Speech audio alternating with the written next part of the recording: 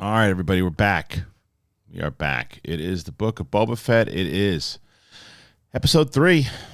Episode 3 of the Book of Boba Fett.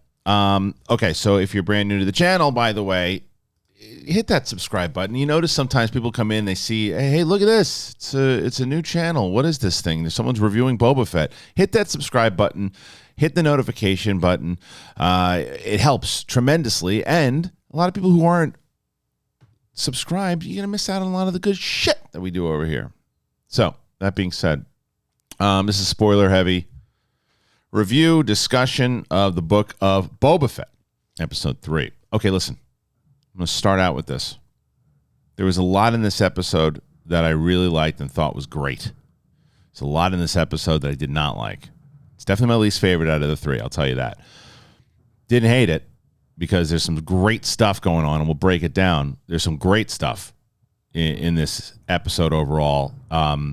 It seems to be happening more and more in this show, is that there's like great stuff where you're like, oh, that's incredible, and then you get thrown off a bit. You're like, oh, why did that have to be put in there?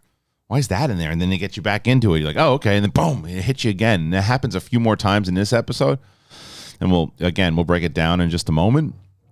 But overall, I still like it. I think, though, I still like the show very much, but I still think, though, that they did themselves a disservice in the way that they put the trailer out initially, because the trailer looks like Boba's going to be full on in this crime world, like gangster style, and he's pulling no punches, and he's just going in there whacking people and making moves.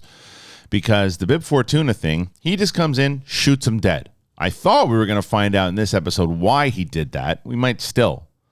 But I think they actually dropped an opportunity, maybe, in this episode of why because he just comes in, he straight up murders Bib Fortuna, takes the throne. You're like, okay, now we're ready to go. And then the speak freely thing that he does, it looks like speak freely. And in the trailer, you're like, oh, he doesn't mean that. And now you're like, yeah, he probably does mean that. So it's a very different show than I think that was pitched in the trailers. I think that Fennick is a little bit more gangster than Boba is. People in the show think that Boba's playing gangster, and I think I do too. I don't think Boba's a gangster at all. He's just not. Good dude now, and he's still warrior, still badass, still wants to do some stuff. I don't think it's hurt him as far as being a badass, but I just don't think he's not a gangster. He's like, I'm the crime lord now. It's like, but you're not really. Fennick is. Fennick wants to kill everybody. I think Fennick's going to turn on Boba. At least I think she should turn on Boba at one point. But anyway, I digress. Let's get into this episode. I'm going to start out, and we see this thing that we see in the trailer. It's like almost like a Matrix creature. Once again, with the opening of the palace.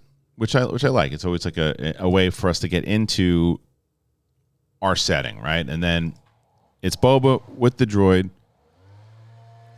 and the droid is going through basically telling Boba and telling us what went down in the time of that he was gone, and how Bib Fortuna took over.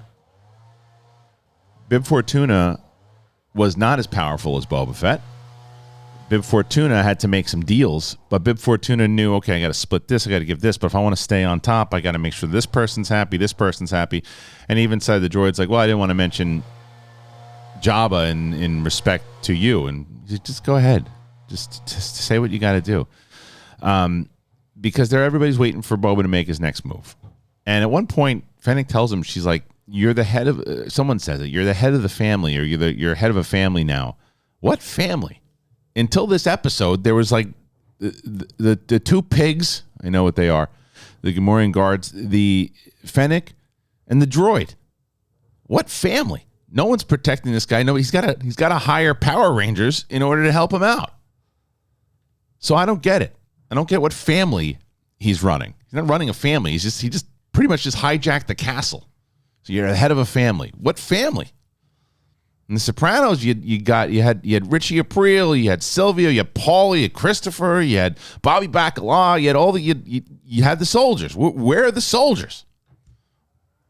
So I don't know what family he's running. He's not the head of a family. At least we haven't seen a family. I mean, it's because this is part of the stuff that I didn't like, as far as like how he just. It wasn't necessarily these kids that he hired. It was how he hired the kids. But we're not there yet. We're not there yet. So the droid basically tells him, "Look, you got to get it together here, because people are they're waiting to see what you're going to do also, right?" So then he goes, "Oh yeah, so here's the plan. This is what happened. This is how it's broken up." And the droid kind of subtly says that, not as blatant as some other people down. As that's what this whole episode's about. Boba got to prove that he's worthy of taking the throne. So they set up, this is how it works, and then guess what? You got somebody here that wants to see you. And who's that? Milton from Office Space. He's here to talk to you. So he's here and he tells him blatantly, no one respects you. Great start for Boba. No one respects you. Okay, good. So and it seems like everybody can just talk to Boba Fett this way now. And is like, and if you did, and maybe Fennick will go, hey, if you do that again, we're gonna kill you. But not really. That seems to be every hey, you don't let us in that office, we're gonna kill you. Not really. Hey, you want to keep living? But tell us who sent you to kill us. I'm gonna kill you. Nah, not really. That catches on after a bit. Yeah, you can do whatever you want to Boba Fett. He's not gonna really kill you. He's not gonna do it. He says he's going to, and then even the tough Fennick that he's got with him, nah, not gonna happen. But anyway, so Milton's like, hey, what are we? I need you to help me out here. If you help me out, then I'll double up my tribute to you. But you got to help me. There's these. I sell water, and these kids are messing about, and they stole my shit. Boba's like, all right, well, look, you're gonna give me double the tribute, then that's fine. I'll go get it. So he makes this deal with Milton. So Boba Fett goes out. A lot of complaints that Boba Fett's taking his helmet off too much. I don't know if I mind it as much anymore. I know part of it is because we want to make sure Tamora Morrison gets the screen time, and it's this big starring role for him. I'm okay with it. So as long as when he's battling, he's wearing the armor. But I'll tell you though, I will say I went back to watch the episode when he appeared in Mandalorian. He definitely has way more of an edge in The Mandalorian than he does in this show. Now, it's not too much time that has passed. I don't think anyway. To how because he's definitely softening up, and we see it in this scene for sure. So then he goes and right away he shows up and the Power Ranger gang is just here. They're poor apparently, and they have no work, but they can afford these very expensive speeders, or at least looking like them. And they're just hanging out right in front of the shop, so Boba can find them. And then this kind of looks like Felicity Jones a little bit, and she says, "We know who you are. What are you breaking our chops for? We got to steal. This guy's ripping us off, trying to sell it for all this money. So yeah, we ripped them off." And then Boba just says, "Yeah, you know what? I like that you're talking back to me. You want a job?" I say, "What?" So there's a lot going on here inside of this episode already. Like I said, as far as the overall story goes, that I get behind. Boba's got to figure it out, even though he doesn't have any soldiers or no family, even though he runs a family. He's got to figure out how to make the people inside the village, because once Bib Fortuna died, it went crazy. The streets went nuts.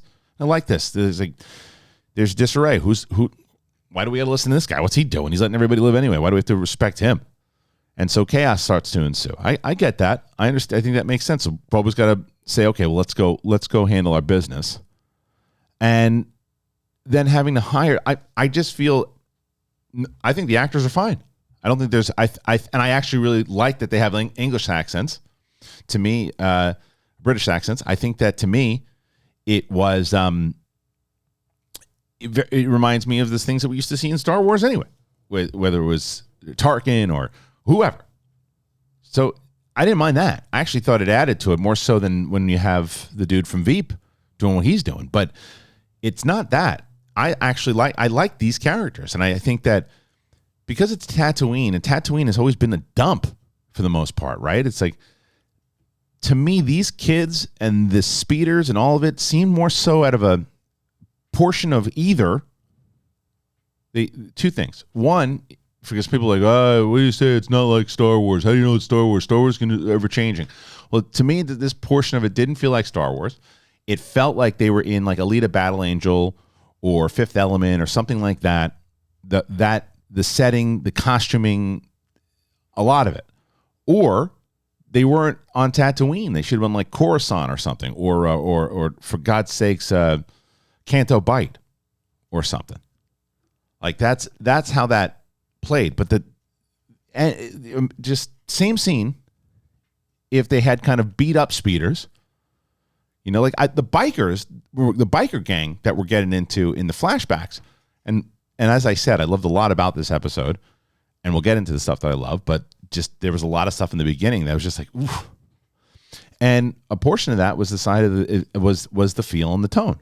It's always about feel and tone for me. It's not because the story, and I didn't mind the acting, and I didn't feel that the actors were out of place. I felt the look was out of place, and I felt like once again, if it was like beat up speeders, they're poor, they're not working, so they should beat up speeders.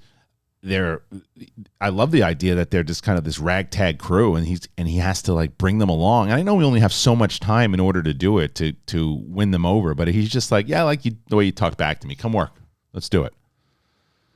So that's what happens. They say, all right, and Boba then proves to them. Because I like this whole thing. I like the idea that they're kind of mix and matching with droid parts and doing their thing, and the dude with the eye. It's just the costuming's off. The costuming's off for Tatooine. All right, if we want to get away from the whole it's not Star Wars thing, it's off for Tatooine, in my humble opinion.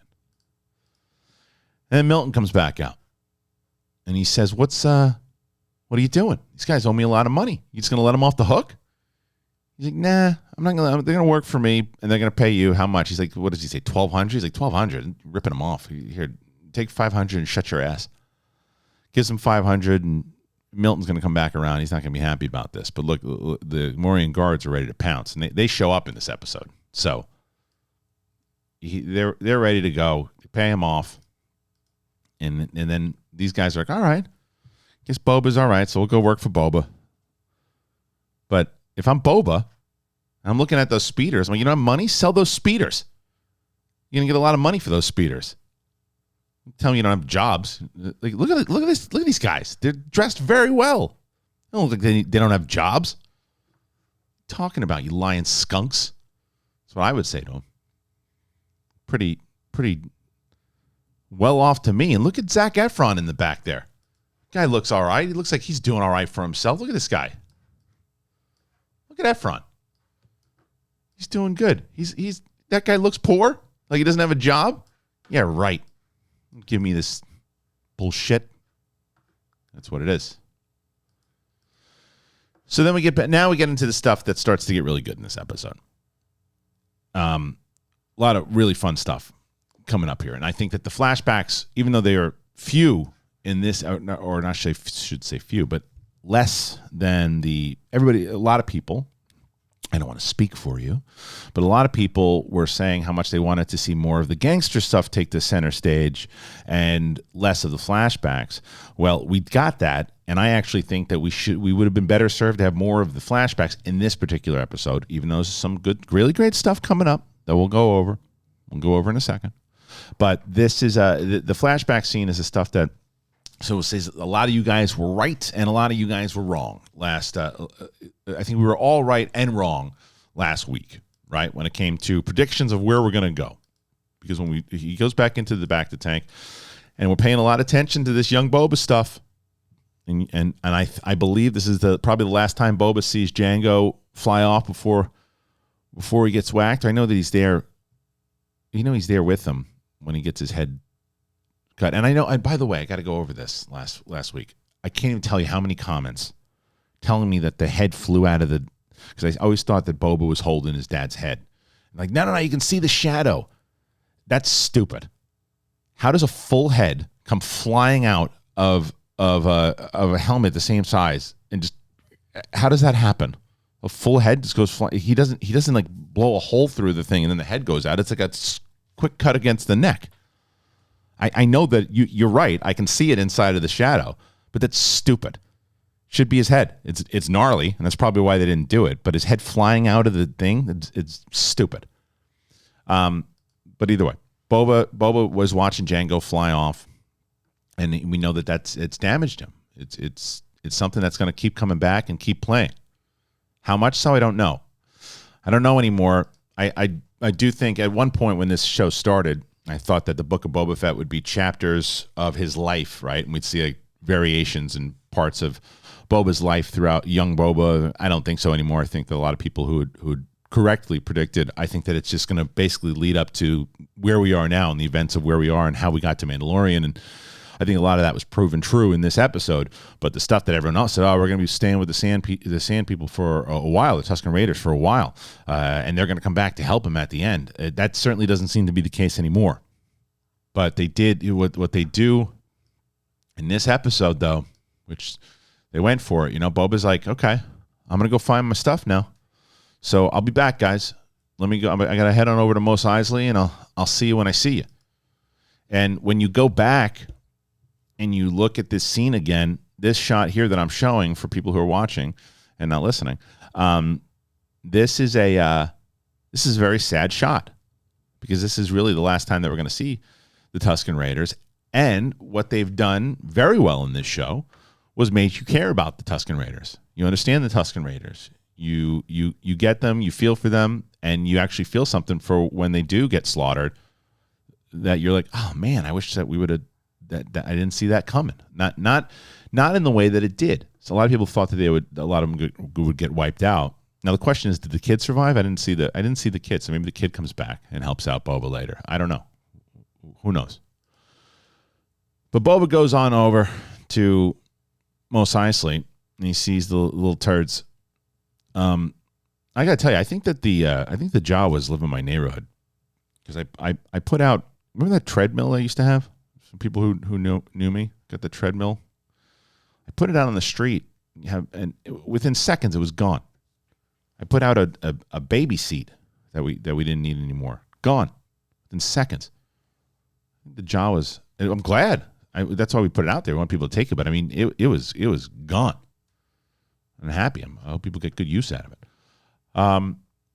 Anyway, he goes to the Jawas and he tells the Jawas, where do the Pikes do their business? I need to see these humps.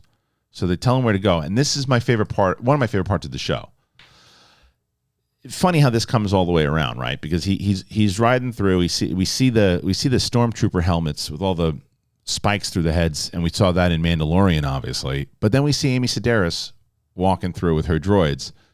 She doesn't walk over. She doesn't say hi. She doesn't have a scene with them. She's just there. She's just there, living there. It's a nice little cameo, and I was happy to see her. And she's one of those modern characters that kind of drives me nuts in the new Star Wars TV. But there was something about having the familiar character, and she bothered me less, I think, in season 2 than she did in season 1. But either way, point is, she's there with the droids. I'm like, oh look who it is. That was a nice. I liked that part of the shared universe that they're doing here. I liked that. I don't know if you guys liked it, but I dug it. Thought that was all right. And I believe so. The head of the Pike Syndicate, I believe, is voiced by the great Stephen Stanton. I think he tweeted something out the other day, and I think he said that he voiced him. And boy, am I glad that he's involved. That dude is a legend. He did the Obi-Wan voice in Rebels. He did Tarkin. He's done an array of different characters. He is a very, very talented dude. Very talented dude. I've had the pleasure of speaking with Stephen Stanton, becoming pals with Stephen Stanton. He's a very, very, very talented dude. So this is a great scene, though, between Boba and the head, and he says to him, he's like, "Look, I'm here to pick up my the money for the protection." He's like, "Yeah, I feel you, but we're not paying twice." Said, "What do you mean?" So there's somebody else already in here collecting for protection, and we're not doing it. He's like, who? The bikers. Don't pay the bikers. I'll take care of them. He's like, all right, well, when you do, come on back and we'll do business. But the bikers already have struck first. They go back to this village. He took them all out. Wiped them out.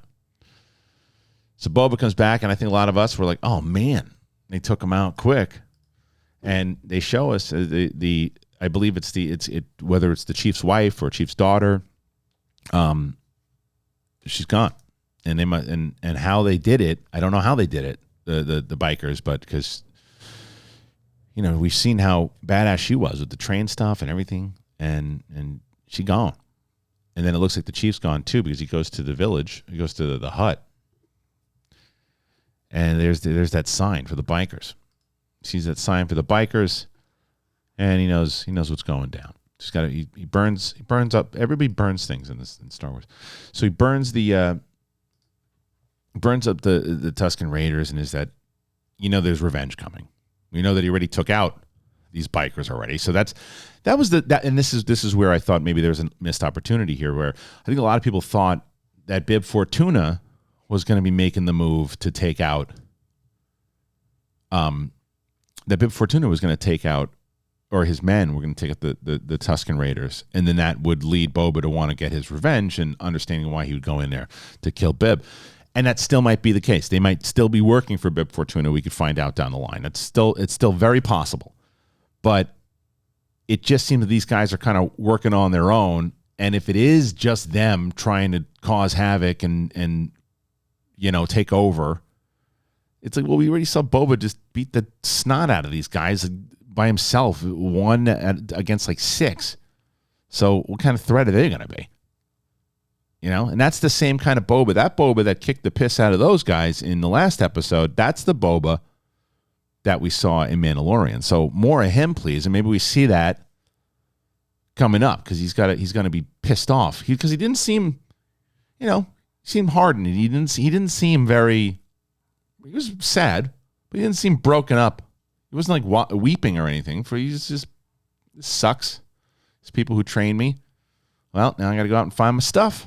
And I got to get it, and not coming back to this village anymore because it's gone. So he takes off, and I loved all this stuff. This was great. This is because even though, like I said in the last episode, I just thought that this angle was over, and it is. I didn't mind seeing all this stuff now, because it was the end of it. It was the end of the angle. They played it where he had to go off. They trained him. They did his stuff. He's ready to go. He's trained in their ways now. He's a warrior. And now he's going to go try to collect for them. And now what's his purpose? Now he has to have a purpose. Is revenge his purpose now? Is finding his armor his purpose? Because getting them paid isn't the purpose anymore, because they're all dead.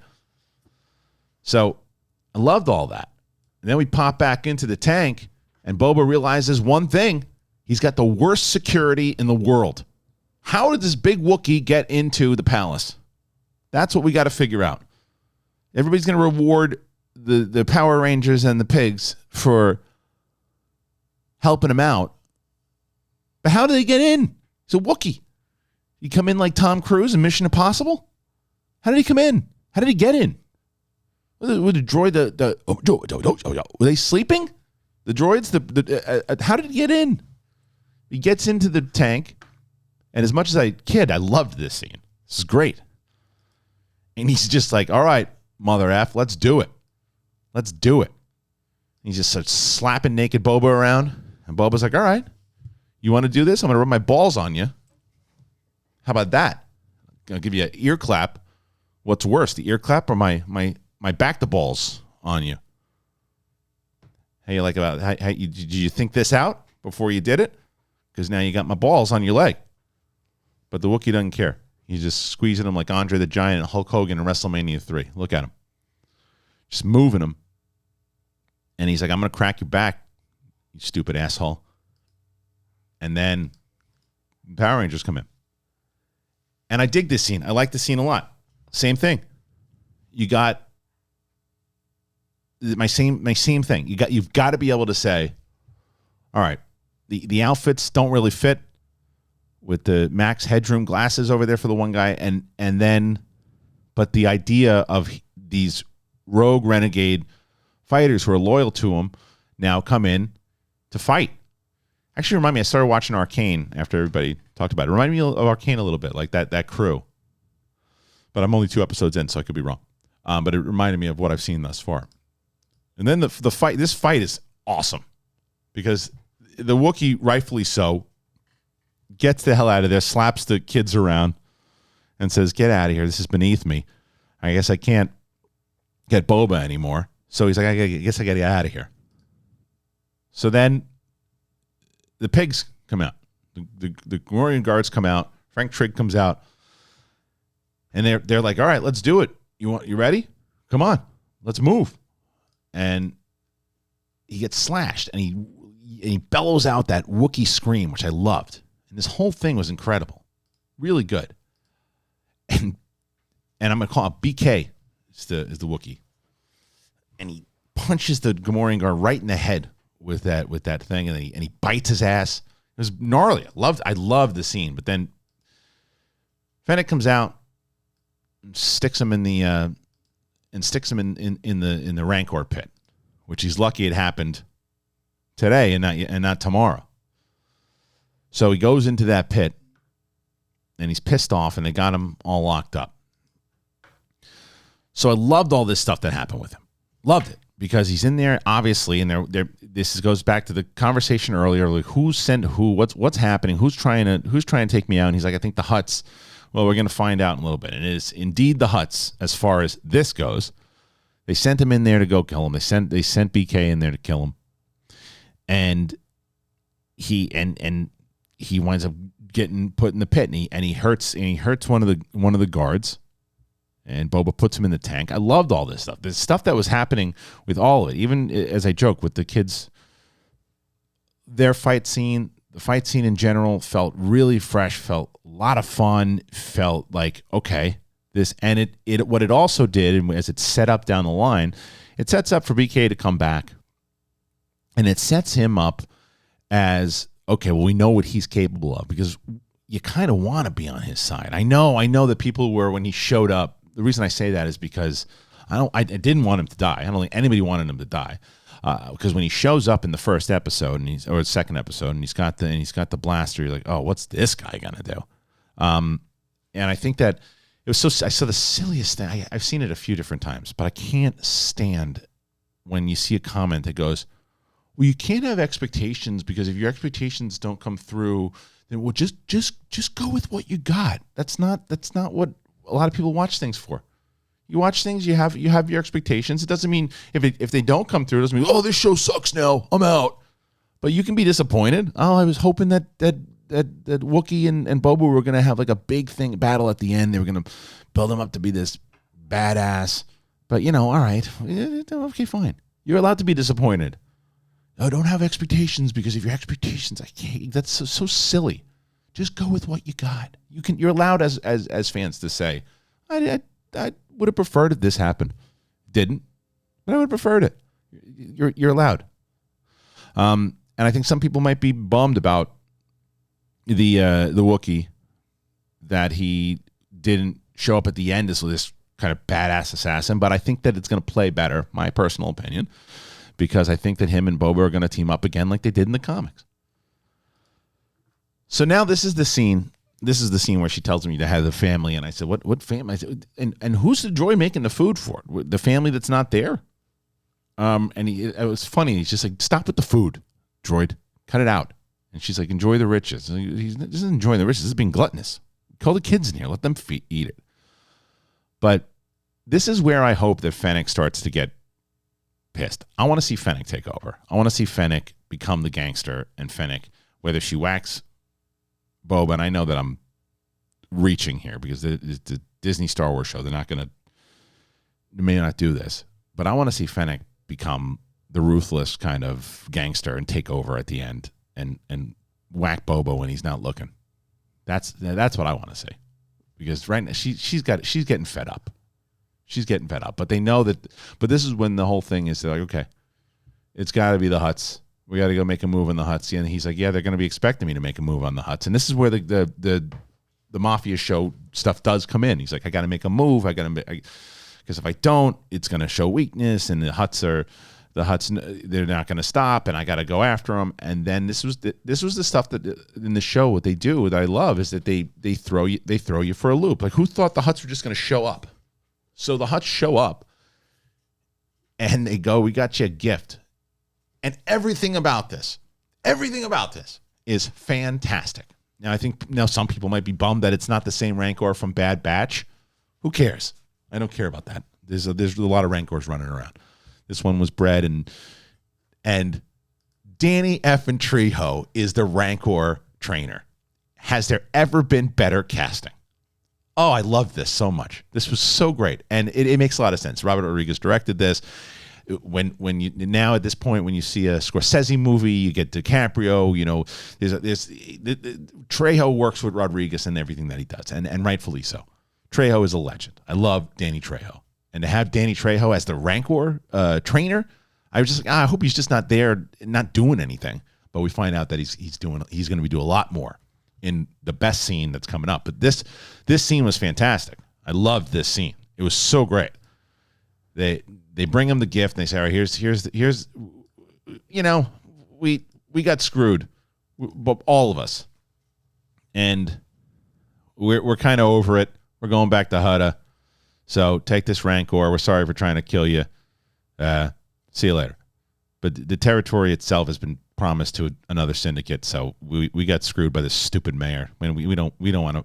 There's no war here. We're out. So see you later. And then, did I go backwards? I went backwards. Sorry. Did I go backwards? Yeah, I went backwards. So then, Wookiee standing there with Boba. He says, what are you going to do with your Wookiee here? He's like, I keep him.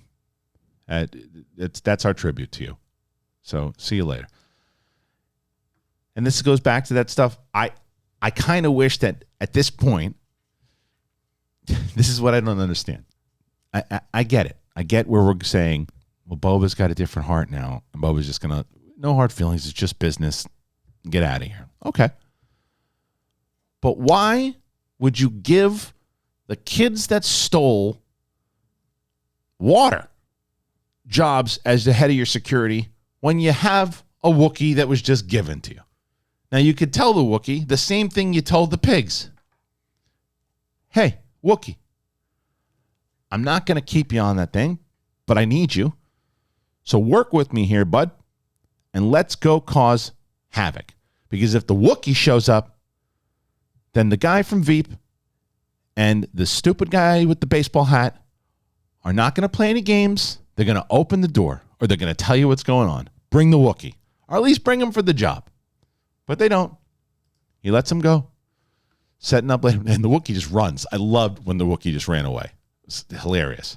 He's like, all right, you don't want me to work for you? I'm gone. Peace. Takes off. Now, this scene is the best. This scene is the best. This scene did so much for Return of the Jedi. This scene did so much for the lore of Star Wars in general and some fun side characters and everything. Oh, I loved it so much. I loved this scene. It was great. The baby Rancor or the younger Rancor, he's in there and Boba's like, what's going on with him? Why is he just laying there? He's like, he's depressed. Sad. He's like, they get sad? He's like, oh yeah, man. They're really kind creatures for the most part. They just, when you threaten them, they're gonna. That's when they do what they do. And Boba starts to go, this is fascinating. Boba's fascinated by him. And then Danny Trejo just dropping knowledge on the Rancors. It made so much more sense when you see Return of the Jedi, because you always were confused when I saw it as a kid. You're like, oh my God, how does that the Rancor trainer, why doesn't the Rancor eat him? And we get a lot more insight to all that. And it's a long scene. It's a really long scene, but it's a great scene.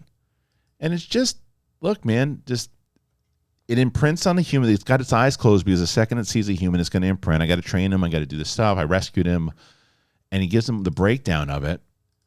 And then he stands there and he goes to stand over there because Boba says, and they talked about the witches, how the witches used to ride them. And then Boba goes, oh, yeah, they did? Me too. I want to do it too. And Trejo's like, what? You want to ride them? He's like, yeah, I want to ride them. He's like, all right, well, stand over there. And there he is. And so this is going to set up some great stuff later, but we still got to figure out like who like the main bad is, because if it's the mayor and he's playing a little bit, because the Hutts to me were a good setup of, okay, the Hutts are going to be a challenge, but no, the Hutts don't want anything to do with it. But now this scene, this shot, it just doesn't it look out of place though? The Pikes, don't they look out of place? You can imagine if those speeders, imagine in your head that those speeders are just broken up bikes, and you have flanking two people, very more so like a shrunken version of like Luke's speeder, instead of the Power Ranger thing, Voltron stuff going on. Because I like all these actors. I love the idea that he's got these renegades with him at this point, and they're loyal to him, and they want to work, and they're ready to go. But it looked a little odd. And then here we go, and all the great stuff that we had with the Rancor and the Wookiee and the flashbacks, and now we're back to Modern Joe A and Modern Joe B. Although even though the Twilight he's got a window in his hand, but even though he was, I think, worse in episode 1, or I'm just getting used to him, they don't give Baseball Hat anything to say. Thank God. Let's make that thing, make that guy make that roll up a protocol droid next time, please. But either way, the mayor's guy says, all right, there's no more appointments again. We're back to here. And then he takes off. Bo was like, this guy, he's locking the door. They run after him. I love that the protocol droid probably got kicked out of his job. He should be working at the mayor's office. He almost gets hit by a thing. And then there goes Biff Tannen. He goes flying through the streets. And he's like, I'm out of here. No chance you're going to get me. And then the Boba's guys come after him. I'll tell you this is my favorite shot. It's a painting. I believe that's Boba on the far right, or is he right behind Bib? Maybe he's right behind Bib. Either way, I love that he's in it. It's so quick, this painting of Jabba, and then it gets destroyed. It's like the old school. I loved that scene. I actually really liked the scene with the chase. I thought it was fun. He tries to knock him out, and he goes Biff Tannen style right into the instead of into. It would have been fun if it was like Bantha Poodoo, but instead it was all these fruit. And he just gives up. Yeah, the mayor's working with the Pikes. And then we see the Pikes. They come in. That's the syndicate that the Hutts were talking about. And our boy, I like this guy. But it is something out of the Matrix, this outfit. But I dug it. And he tells him, nah, it's Pikes. And he said, keep your eye on him. He's like, don't worry. Yeah, you can make your jokes. I paid a lot of money for this. And then Boba goes, all right, well, a war's coming. They're setting it up. And that's the episode. Robert Rodriguez. Definitely felt like a Robert Rodriguez production from start to finish. Like everything about it, from the stuff that I loved to the stuff I didn't love. It's still, we're in episode 3 now, and we've got 4 left. We got to cook now. They set up great stuff. They set up some great stuff. They set up the Pike stuff. And what they did very well was set up the Pike stuff in the future, or excuse me, in the present, to coincide with the stuff that's happening in the past. So this is where I think that's a perfect combination. So that's the stuff I really enjoyed. Loved the stuff with the Wookiee. It's just the same. I have the same complaints for this episode, just a little bit more so than I did for 1 and 2. The stuff that I don't like about 1 and 2 is the same thing I don't like about 3. Is that the modern stuff and the inconsistencies in the tone, that's what throws me off every single time. Didn't mind the characters, didn't mind the actors in this at all. I thought they were really good. But it's just sometimes it was thrown off a bit. But still very much on board with this show because I care about the story. And the story has me locked in. I want to see what happens with Boba in the past, how we get to eventually finding out that where his armor is. I bet you that we're going to see a shot with the Mandalorian. I bet you he pops in there for sure. I don't know. There's rumors of Han Solo. I really don't want to see it. We'll see how it plays, but I really don't want to see Han Solo show up. I just don't think it's necessary. But I could be back here next week or the following week or the week after that saying boy, was I wrong. What a great scene that was. And the deepfake stuff really got good. That's what I hope I say, if that's the case. What'd you guys think? What'd you think? If you're brand new to the show, once again, please subscribe and hit that notification button. I am going to be doing the Sith Council tonight, 7 p.m., with Steph and Mike, because I know that besides just hearing me, you want to hear another point of view. Well, that's the certain point of view that you will hear tonight with myself, Mike Kalinowski, and Steph Sabra. We'll be going over this in full detail. But this is my spoiler-heavy discussion. Please comment. I comment back to everybody. And it takes me a little bit sometimes, especially with the Boba Fett. There's so many comments coming in, which is great. So much discussion inside of it. I get to it. Just sometimes it takes me over the weekend, or I get to it sooner than later. So respond to every comment on this channel. Thank you guys so very much. Please, please, please subscribe. If you're watching this channel, if you sometimes look at the analytics and it says like, oh, people that are watching keep coming back to watch, but some people haven't subscribed. Just subscribe. Just do it. Hit the button, notification button. That simple. All right, everybody. Thank you so much. This is not directed by Robert Rodriguez, but it is the Book of Boba Fett. It is episode 3. I'm Kristian Harloff. Thank you for joining me. I appreciate you. See you next time. Peace.